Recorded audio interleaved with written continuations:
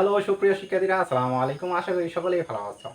তো যারা 9-10 পড়াশোনা করছো এবং যারা এবছর নার্সিং ভর্তি ইচ্ছুক শিক্ষার্থীরা, আপনাদের সবাইকে ম্যাথস সলভিং ক্লাসে স্বাগতম।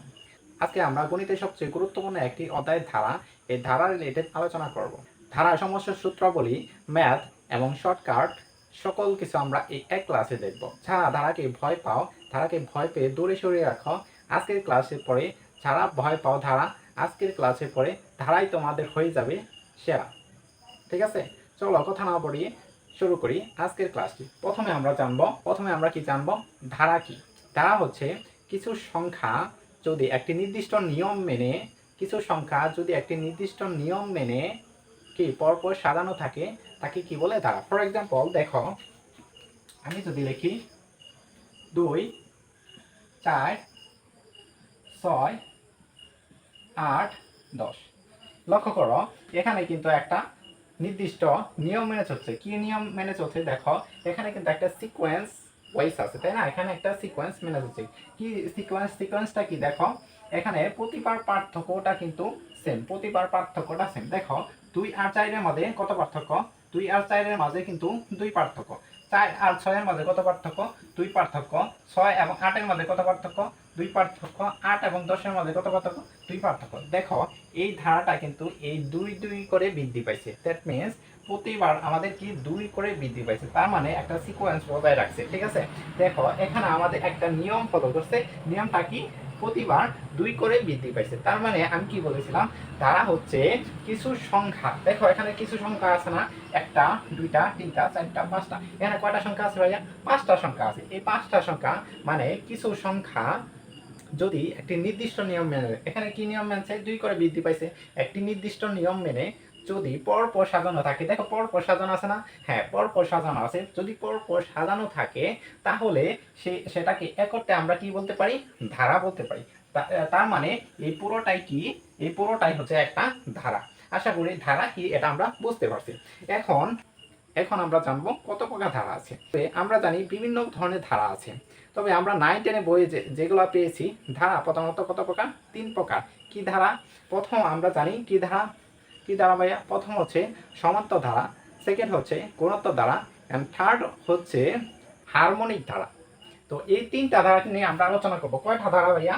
তাহলে ধারা কি এটা আমরা বুঝলাম, এটা আমরা মুছে দিই। ধারা জিনিসটা কি এটা আমরা বুঝছি। এখন আমরা কয় ধরনের ধারা পাইলাম দেখো, একটা হচ্ছে, প্রথম হচ্ছে সমান্তর ধারা,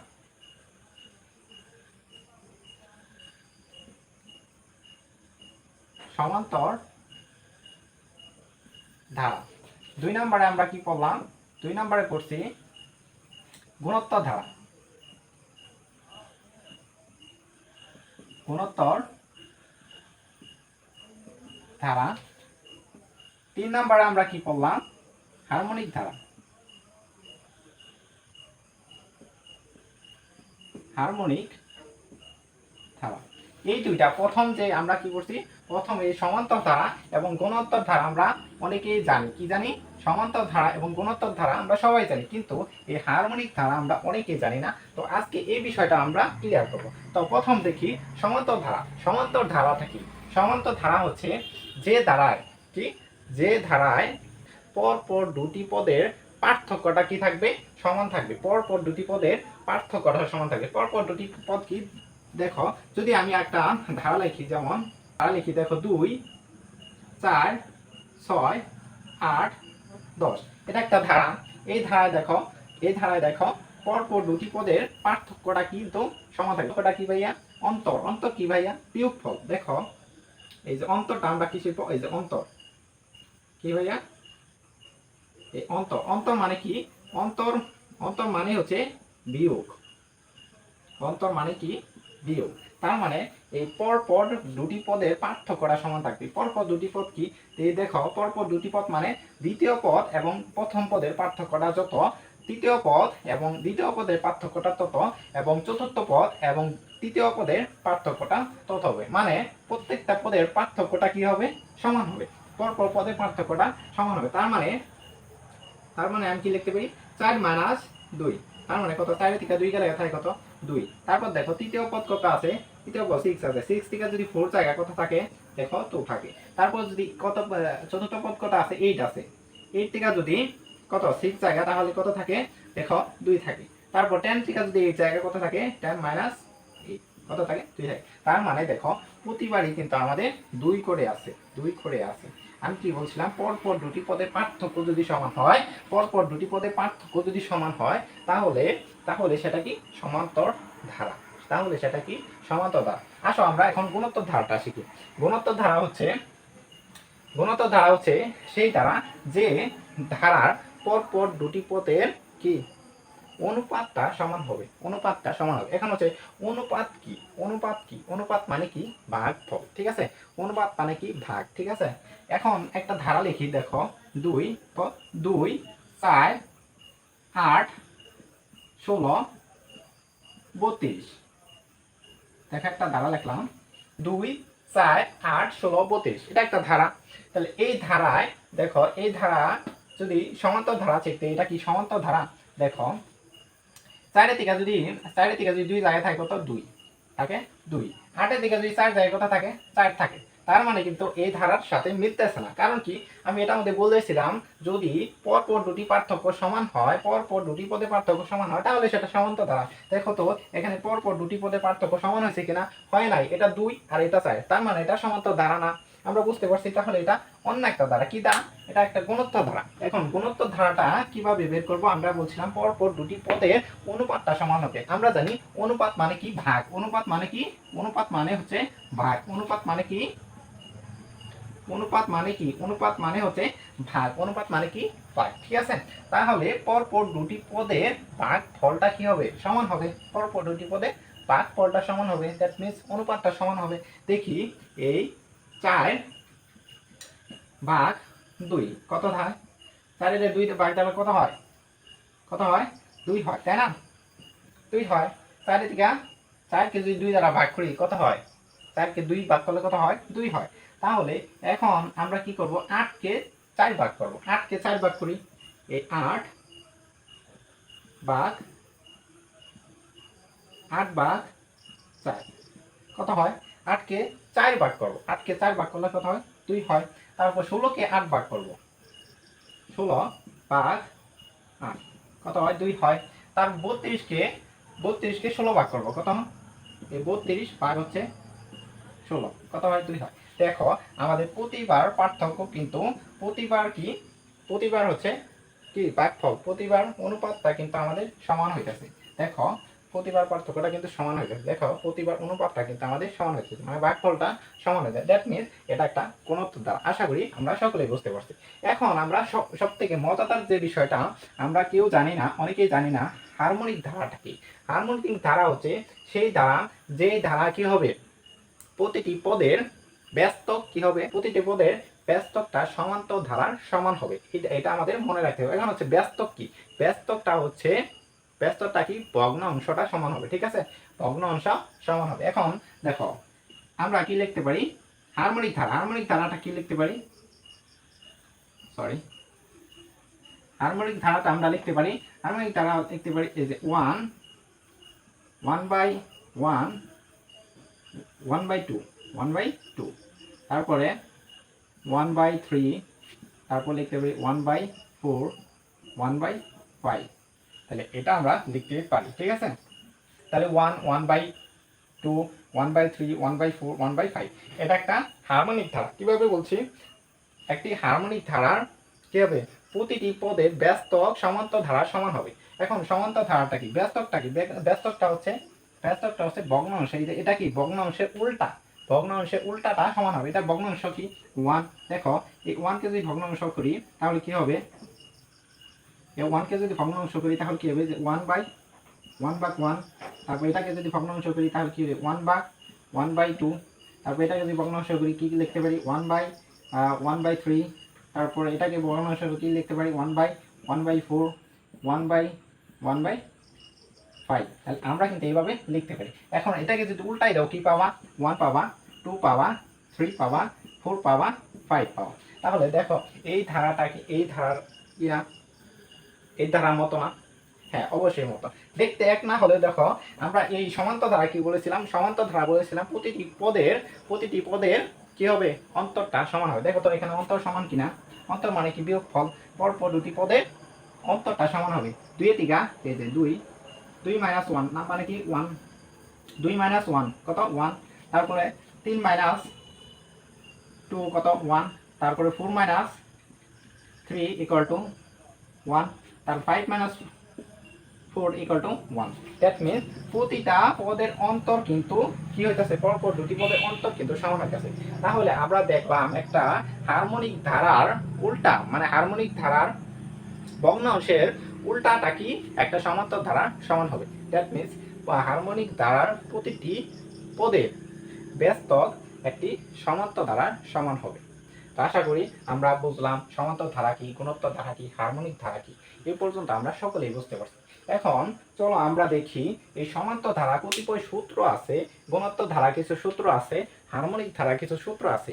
এখন তোমরা অনেকেই আমাকে প্রশ্ন করতে পারো, ভাইয়া কেন আমরা সূত্র শিখবো? দেখো আমি এখানে কিছু তোমাদের জন্য ম্যাথ রাখছি।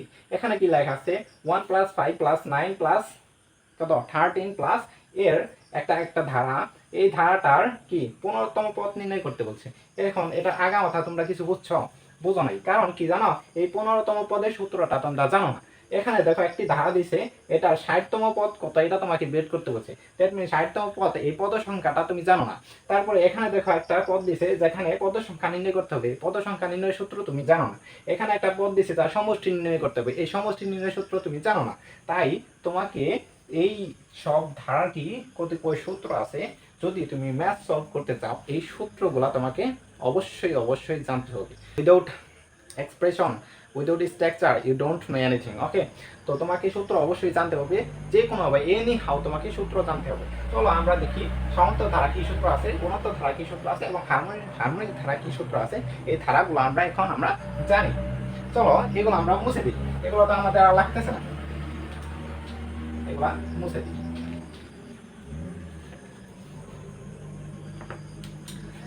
এই সমান্তর ধারার কি কি সূত্র আছে? সমান্তর ধারা আমরা কি বলতে পারি, n তম পদের সূত্র আছে কি, n তম পদ। প্রথম সূত্রটা কি, প্রথম সূত্র হচ্ছে n তম পদ, n তম পদ ইকুয়ালটা আমরা লিখতে পারি a + n - 1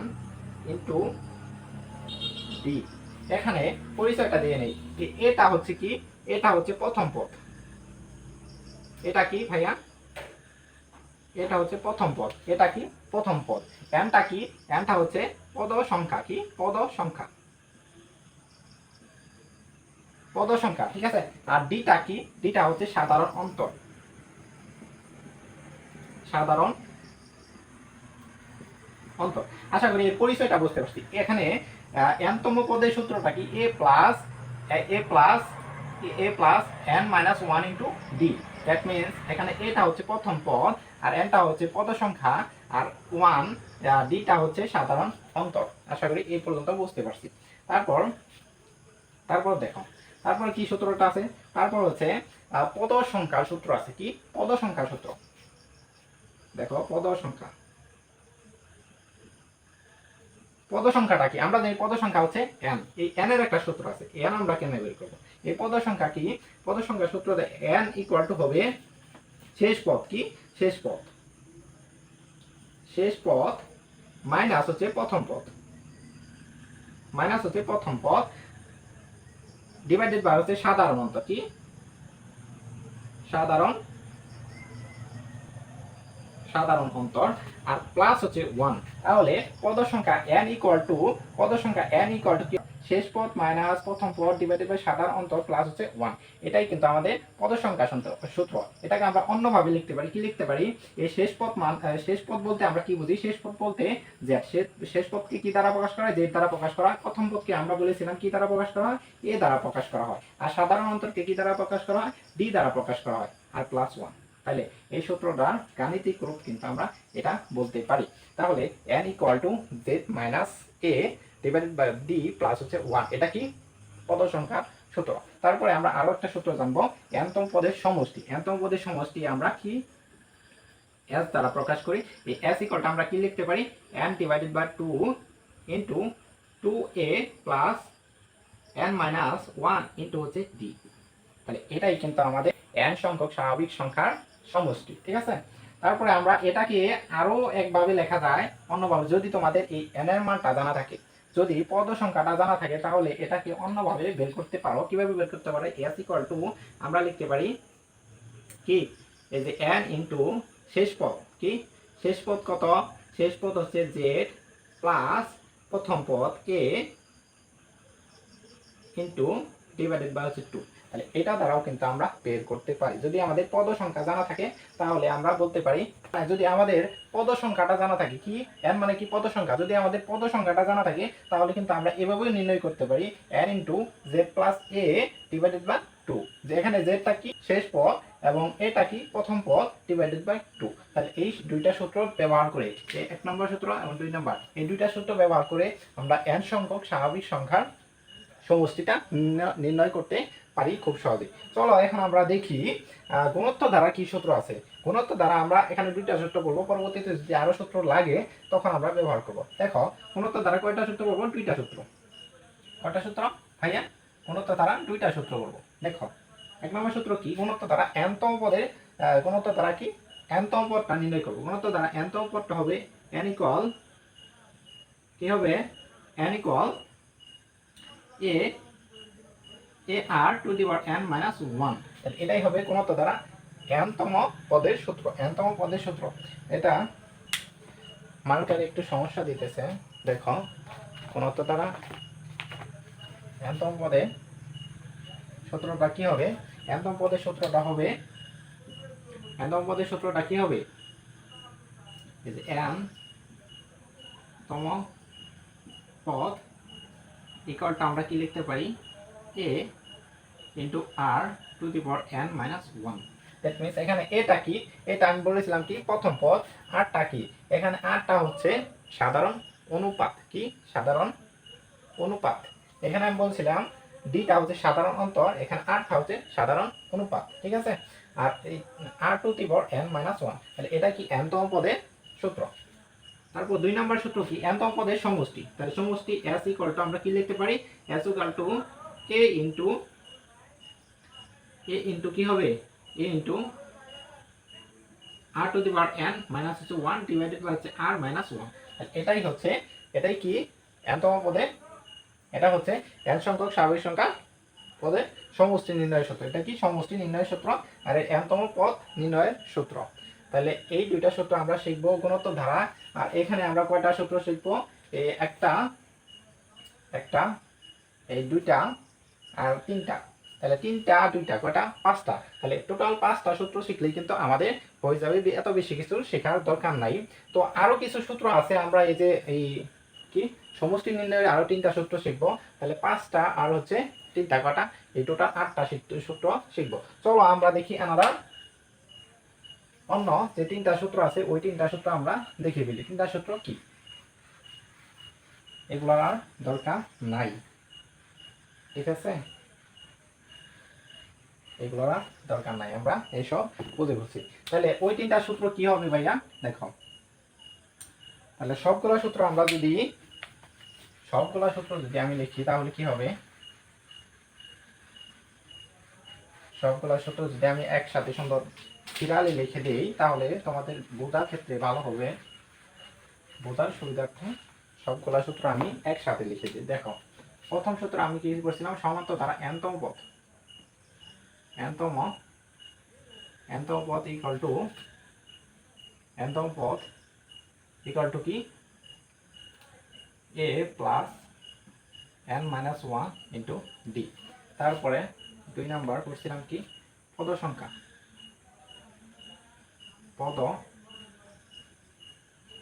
পদ সংখ্যা n ইকুয়াল টু করেছিলাম z minus a divided d plus 1। তারপরে করেছিলাম কি 3 নাম্বার সমষ্টি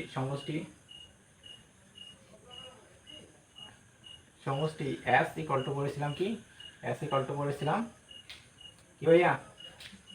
s ইকুয়াল টু করেছিলাম এই যে n into z plus 1 divided by 2, অথবা আমরা বলেছিলাম কি s ইকুয়াল টু আরেকটা বলেছিলাম কি n by 2 A plus n minus one into D. এটাও আমরা পড়েছিলাম, তাহলে এই দুইটা পড়েছিলাম। 4 নাম্বার আমরা কি পড়ছিলাম, গুণোত্তর ধারা কি n-তম পদ, n-তম পদ ইকুয়াল টু কি A R to the power n minus one. তারপর গুণোত্তর ধারা আরেকটা পড়ছিলাম কি সমষ্টি, সমষ্টি কি পড়ছিলাম s equal to a into কি হবে r minus one, r minus one, তাহলে এটাই হবে কিন্তু। হ্যাঁ, তাহলে এই 5টা সূত্র। আর আমরা কয়টা সূত্র শিখব, আর সমষ্টি নির্ণয়ে আমরা কয়টা সূত্র শিখব, 3টা সূত্র শিখব। দেখো এখন আমাদের যদি একটা ধারা দেয়া দেয়, এই যে 1 plus 2 plus 3 plus 4 dot dot dot dot dot, এখানে দিয়ে দিল n প্লাস n, তাহলে এটার সমষ্টিটা কত, তাহলে এটার সমষ্টিটা কত, তাহলে এটা আমরা গুণে গুণে বের করবো কত। এই গুণে গুণে বের করার কি নিয়ম আছে এখনো সেই সময় আছে? তো আমাদের আছে সূত্র দিয়ে তুলি মেরে আমরা অঙ্ক করে ফেলবো। তো গুণে গুণে করার দিন নাই, গুণে গুণে করার দিন শেষ। তো দেখো এই ধরনের ম্যাথ আমরা কিভাবে সমষ্টি নির্ণয় করতে, যোগফল নির্ণয় করবো, এটা আমরা শিখবো। যদি এই ক্রম থাকে, এবার স্বাভাবিক সংখ্যার যোগফল আমরা কিভাবে নির্ণয় করবো, এই যে n into n plus one into 2, তাহলে এই সূত্র দিয়ে কিন্তু আমরা নির্ণয় করে ফেলতে পারবো খুব সহজে। তারপরে যদি এরকম দেওয়া থাকে, এই যে 1 square plus 2 square plus 3 square plus 4 square plus dot dot dot plus n square, তাহলে এটার কিভাবে নির্ণয় করব, এটার যোগফল কিভাবে নির্ণয় করব, এটা নয় গুণে গুণে বের করলাম, এটা কি গুণে গুণে বের করা সম্ভব, কখনোই সম্ভব না। তাহলে এটা বের করার খুব সহজ একটা সূত্র আছে, সূত্রটা হলো n into n plus one into 2n plus one divided by হচ্ছে 6। আশা করি এই সূত্রটা বুঝতে পারো। তারপর স্বাভাবিক সংখ্যা গেল, স্কোয়ার গেল, বর্গ গেল, কিন্তু এখন যদি থাকে 1 Q plus 2 to the power Q plus 3 to the power Q plus 4 to the power Q dot dot dot dot plus n to the power Q equal to what. ও এইটা তো আর সম্ভবই না, স্কোয়ার যাও তেমন সম্ভব, কিউ তো সম্ভবই না। তো 100 যদি দেওয়া দেয় তখন আর আমাদের দ্বারা সম্ভব না। এটা সূত্র, এটা নির্ণয়ের সুন্দর একটা সূত্র আছে। এই সূত্রটা কি দেখো ভাইয়া, এটা আমরা কি বলতে পারি, এই যে n into n plus one divided by হচ্ছে 2 হোল স্কোয়ার, ঠিক আছে, হোল স্কোয়ার, ঠিক আছে, পুরোটার উপর কি স্কোয়ার হয়ে যাবে। তাহলে আমাদের কয়টা সূত্র, এই যে 6 নাম্বার, 7 নাম্বার, 8 নাম্বার, ঠিক আছে, আশা করি আমরা বুঝতে পারছি। তাহলে এই 8টা সূত্র শিখলেই কিন্তু, এই 8টা সূত্র শিখলে আমাদের এই অধ্যায়টা পুরো কভার হয়ে যাবে, আমি আশা করতে পারছি। চলো এখন আমরা দেখি এই ম্যাথগুলো সলভ করব, কিভাবে আমরা এই সূত্রগুলো ব্যবহার করে এই ম্যাথগুলো সলভ করব।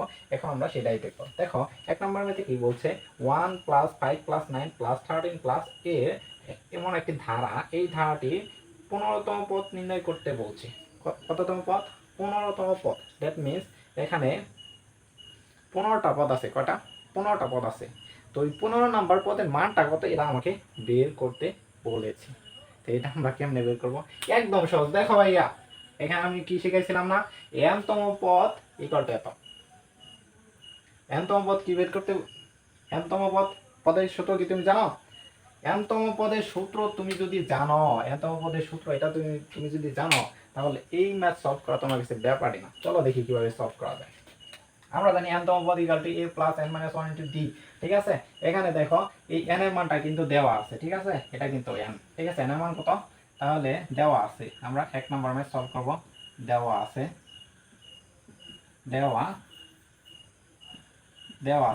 কি n ইকুয়াল টু 15 দেওয়া আছে। তারপর কি দেওয়া আছে, আমরা জানি প্রথম পদ 1 নম্বর পদ a, তাহলে এটাও দেওয়া আছে, a ইকুয়াল টু কত পাইলাম 1। তারপরে কি শেষ পদ আমরা কি জানি না, আর কিছু লাগে, ডি লাগে। ডি মানে কি, সাধারণ অন্তর। দেখো সাধারণ অন্তর কি, আমরা জানি সাধারণ অন্তর হচ্ছে দ্বিতীয় পদ মাইনাস হচ্ছে প্রথম পদ, অথবা তৃতীয় পদ মাইনাস হচ্ছে তৃতীয় পদ। লেখো তৃতীয় পদ কত, তৃতীয় পদ হচ্ছে 5 মাইনাস প্রথম পদ কত 1 ইকুয়াল টু কত 4। 4। তারপর লেখো তৃতীয় পদ কত 9 মাইনাস কত দ্বিতীয় পদ 5 কত 4। তার মানে আমরা পাইলাম d ইকুয়াল টু কত, d ইকুয়াল টু কত 4। ঠিক আছে, তাহলে n পাইছি, a পাইছি, t পাইছি। তাহলে এই ম্যাথ সলভ করতে কি তোমাদের কোনো সমস্যা হবে? খালি এটা ক্যালকুলেশন করে দিলে অঙ্ক কিন্তু সলভ। দেখো সূত্রের মধ্যে ফেলাই দিই। সূত্রে আমরা কি জানি n তম পদ, আমরা জানি এই যে দেখো আমরা কি জানি, আমরা কি জানি, আমরা জানি n তম পদ, n তম পদ ইকুয়াল টু কি a plus n minus 1 into d। বসাই দাও, এর মান কত পাইছি, এর মান পাইছি 1, n এর মান কত পাইছি 15, বসাই দাও 15 মাইনাস 1, d এর মান কত পাইছি 4, বসাই দাও 4। এখানে 15 থেকে 1 গেলে কত থাকে 14, তাই না ভাইয়া? লেখো 14 ইন্টু 4, 14 ইন্টু 4 করলে কত হয় 40, আর 4 16 কত 57, আর এটা 57, 57 অ্যান্সার। তাহলে এই ম্যাথ সলভ করতে কি তোমার আমারই কিছু লাগবে? একদম সোজা, যদি তুমি এই সূত্রটা জানো। তাই সূত্র ছাড়া কিন্তু অঙ্ক সলভ করতে পারবে না ভাইয়া। এখন যদি তুমি এই সূত্র না শিখো, এই অঙ্ক একটা সলভ করতে না। তাই এখনই যদি এই সূত্র শিখে না থাকো, তাহলে এখনই এই যে আমি সুন্দরভাবে লিখে দিছি, তোমরা এখনই সূত্রগুলো শিখে নাও। যদি না পারো একটা লিস্ট করে যেখানে শোভা তার সামনে টানায় রাখবা, দরকার হলে রাতে ঘুমানোর আগে একবার হলে রিভিশন দিবা। ইনশাল্লাহ তুমি সূত্রগুলো একদম একদম একদম পারবাই পারবা। ঠিক আছে, চলো এখন আমরা দেখি 2 নাম্বার ম্যাথে কি বলছে। 2 নাম্বার ম্যাথে দেখো কি বলছে, 0 2 4 6। এটা একটা সমান্তর দ্বারা। কিভাবে বুঝলাম এটা একটা সমান্তর দ্বারা? দেখো প্রতিবার পার্থক্য কিন্তু সমান। ঠিক আছে, সাধারণ অন্তর কিন্তু সমান। 2 থেকে 0 গেলে কত থাকে 2, তারপরে 4 থেকে 2 গেলে কত থাকে 2, তারপর 6 থেকে 4 গেলে কত থাকে 2। তার মানে সাধারণ অন্তর কি সমান। তার মানে আমি বুঝলাম এটা একটা সমান্তর দ্বারা। যেহেতু সমান্তর দ্বারা বের করতে বলছে কি 60তম পদ কত, 60তম পদটা কত। ঠিক আছে, 60তম পদটা কত। ধরো এটা যদি আমি অন্যভাবে দিই, কি দিই, হ্যাঁ 60তম পদ না, এটা আমি ধরো অন্যভাবে দিই। যদি 60 কততম পদ, 60 কত, 60 কততম পদ। এখানে তো তুমি বের করছোই 15 কততম পদ। এখন বের করো দেখি 60 কততম পদ। ঠিক আছে, এটা তুমি বের করো। এখানে বের করছো কি 15তম পদটা কত, মানে 15তম পদটা কত। এখানে পদ আছে 15টা বইলা দিছে, কিন্তু এখানে কয়টা পদ আছে তোমার বইলা দেয় না। এখন কয়টা পদ আছে এটা বের করো। কিন্তু বইলা দিছে 60তম পদের মানটা এত বইলা দিছে, তার কতটা পদ আছে এখন তুমি বের করো। কি বইলা দিছে 60তম পদ বইলা দিছে, তার মানে কি n তম পদের মানটা বইলা দিছে, t এর মান বইলা দিছে, n এর মান বইলা দিছে। লেখো n ইকুয়াল টু কত বইলা দিছে, n ইকুয়াল টু বলতে কি এই n তম পদের মানটা বলে দিছে। তার মানে কি, তার মানে কি আমরা n তম পদের সূত্র জানি না, a plus n minus 1 into d। এই পুরোটার মান কত দেওয়া আছে 60 দেওয়া দিছে। ঠিক আছে, এখন আমাকে কি বের করতে বলছে, এখন আমাকে বের করতে বলছে এই n ইকুয়াল টু হোয়াট। ঠিক আছে, এই n ইকুয়াল টু হোয়াট। চলো আমরা দেখি বের করতে পারি কিনা। দেখো বের করতে পারি কিনা। এখানে আর কি দেওয়া আছে দেখো, এখানে এর মানটা কিন্তু দেওয়া আছে কত, এটা কিন্তু এর মানটা কত দেওয়া আছে, এর মান কত দেওয়া আছে 0। দেখো 0, তারপরে n এর মানটা আমাকে কি করতে হবে বের করতে হবে -1 রেখে দিলাম ওইভাবে। দেখো d এর মানটা আমরা এখান থেকে বের করতে পারি। d এর মান কি 2 এর তনে 0 গেলে কত থাকে 2 থাকে, 4 এর তনে 2 গেলে কত থাকে 2 থাকে। তার মানে এখানে d কত 2 ইকুয়াল টু 6 লিখতে পারি ভাইয়া। হ্যাঁ, আশা করি এ পর্যন্ত বুঝছি। তারপরে দেখো আমি কি লিখতে পারি, এখন যদি এই 2 কে যদি n দ্বারা গুণ করি কি হয় 2n মাইনাস মাইনাস দিলাম, 2 কে যদি 1 দ্বারা গুণ করি কত 2 ইকুয়াল টু এত। বুঝতে পারছি। তারপর দেখো কি লিখতে পারি, এই পাশে 2 আছে মাইনাসের, ওই পাশে নিয়ে গেলে কি হবে প্লাসের 2 হবে। তাহলে 2n ইকুয়াল টু 60 আর 2 কত হয় 62, তাই না ভাইয়া 62। বুঝতে পারছি, হ্যাঁ বুঝতে পারছি। তারপর দেখো এই nটাকে রেখে এখানে গুণ অবস্থায় আছে না 2n, তার মানে 2 এর সাথে nটা কিন্তু গুণ অবস্থায় আছে। এই পাশে নিয়ে গেলে কি হবে ভাগ অবস্থায় হবে। তাই nটাকে রেখে দিলাম 62/2, তাহলে কত হবে 31। আশা করি আমরা এই অঙ্কটা বুঝতে পারছি। একদম সহজ ভাইয়া, একদম সহজ, যদি তুমি এই কি জানো 1 নম্বর সূত্রটা জানো। তো আশা করি এই পর্যন্ত আমরা বুঝতে পারছি। চলো এবার আমরা তিন নাম্বার ম্যাথে যাই। ক নাম্বার ম্যাথ? 3 নাম্বার ম্যাথে। তাহলে 1 নাম্বার ম্যাথ শেষ, 2 নাম্বার ম্যাথ শেষ, এখন আমরা 3 নাম্বার ম্যাথ করব। চলো দেখি 3 নাম্বার ম্যাথে কি বলছে। মুছে দিই এটা।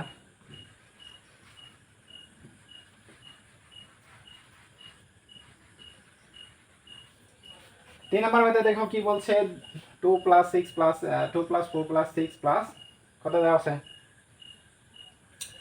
62 দেওয়া আছে। ধারাটির পদ সংখ্যা কত? পদ সংখ্যা কত? এখানেও কিন্তু আমাকে কি বের করতে বলছে? পদ সংখ্যা, মানে কয়টা পদ আছে এটা আমাকে বের করতে বলছে। তার মানে এই 2 নাম্বার সূত্র দিয়ে করতে হবে। দেখো এখানে কি বলা আছে? পদ সংখ্যা nটা আমাকে বের করতে বলছে। কয়টা পদ আছে এটা আমাদের বের করতে বলছে। কি বের করতে হবে আমাদের? n = what, এটা আমাকে বের করতে বলছে। ঠিক আছে, তাহলে পদ সংখ্যার সূত্র আমরা জানি না? কি জানি? পদ সংখ্যার সূত্র কি জানি? এই যে z minus a divided by কি d প্লাস কি 1, জানি কি? এখন এই জেডটা কি? জেড হচ্ছে, জেড কি ভাইয়া? জেড হচ্ছে কি? শেষ পদ। এখানে শেষ পদটা কত দেখো? 65 দেওয়া আছে। এটাই মানে কিন্তু জেড। তারপরে লিখলাম জেড হচ্ছে 65। এটা কত? এটা মানে কি? প্রথম পদ। দেখো প্রথম পদটা কত দেওয়া আছে? 2 দেওয়া আছে, নিলাম 2। তারপর ডিটা কত? ডি মানে সাধারণত আমরা জানি কি? সাধারণত আমরা কেন বের করি? সাধারণত দ্বিতীয় পদ থেকে প্রথম পদ বিয়োগ করব, অথবা তৃতীয় পদ থেকে দ্বিতীয় পদ বিয়োগ করলে কিন্তু আমাদের সাধারণ অন্তর বেরিয়ে আসবে। দেখো 4 এর 2 গেলে কত থাকে? 2।